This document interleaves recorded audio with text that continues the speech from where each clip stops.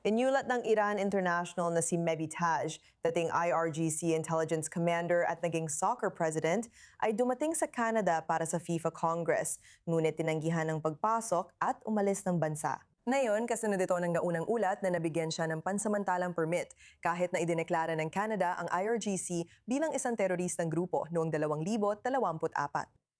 Nagsisilbing maagang pagsubok ang pangyayaring ito kung paano haharapin ng mga bansang host ng World Cup ang mga opisyal na konektado sa rehimeng Iranian. Narito si Negar Moshtahedi, mamamahayag ng Iran International at host ng Eye for Iran podcast para magpaliwanag. Negar, ayon sa iyong ulat, dumating si Mehdi Taj sa Canada pero hindi siya pinapasok. Ano nangyari at ano masasabi mo tungkol dito?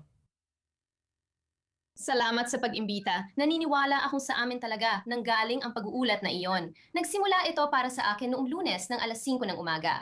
At nakatanggap ako ng text message na may mga usap-usapan na si Mehdi Taj ay pupunta sa Canada para dumalo sa FIFA delegation na gaganapin sa Vancouver sa Huwebes bukas.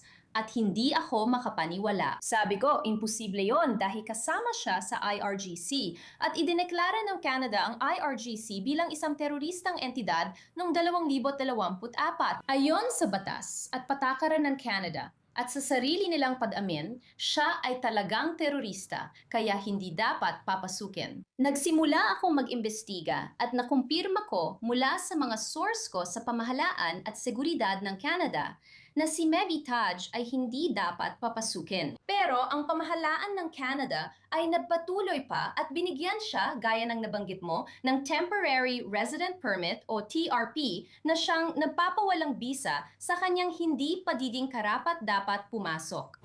Isinasantabi nila ang sarili nilang mga patakaran at regulasyon.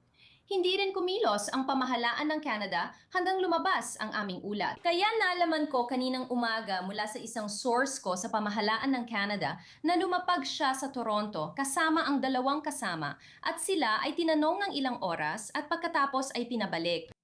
Talagang kahanga-hanga ang investigative journalism. Salamat, Negar. Pero kung susuriin ang hinaharap, Vancouver pa lang ang simula. Pagkatapos ay pupunta ang FIFA sa Estados Unidos, Canada at Mexico para sa World Cup ng 2026. Kaya paano ito magiging isang maagang pagsubok kung paano dapat at maaring harapin ng mga gobyernong kanluranin ang ilan sa mga leader na konektado sa IRGC? Una, dapat sundin ng mga estado ang sarili nilang patakaran at regulasyon. Ito ang dahilan kung bakit nakakagalit marinig na nagawa ng gobyerno ng Canada na baliwalain ang sarili nilang mga patakaran tungkol sa pagbabawal sa pagpasok. Alam mo, hindi ito galing sa mga aktivista. Galing ito sa gobyerno ng Canada. Ano ang silbi ng pagturing sa IRGC bilang teroristang grupo kung papayagan pa rin silang pumasok at bigyan ng exemption? Halimbawa sa US, sinabi ni Marco Rubio, Secretary of State, mga isang linggo na ang nakalipas, na hindi pinayagang makapasok sa bansa si Mehdi Taj. Sabi niya, kung Iranian kang manlalaro ng soccer, pwede kang pumunta dahil sa pagmamahal sa laro. Kung kabilang ka sa IRGC, bawal kang pumasok sa bansa dahil itinuring din ng mga Amerikano ang IRGC bilang teroristang grupo noong 2019. At si Mehdi Taj mismo ay tinanggihan ng pagpasok sa US. Kaya una, oo, kailangan nilang sundin ang sarili nilang mga patakaran at regulasyon. At isaalang-alang ito dahil sa digmaan na nangyayari ngayon. At huwag nating kalimutan ang pinakamalaking massacre sa makabagong panahon noong Enero 8 at 9 kung saan 10,000 mga Iranian na nag-alsa laban sa rehimeng ito ay pinatay.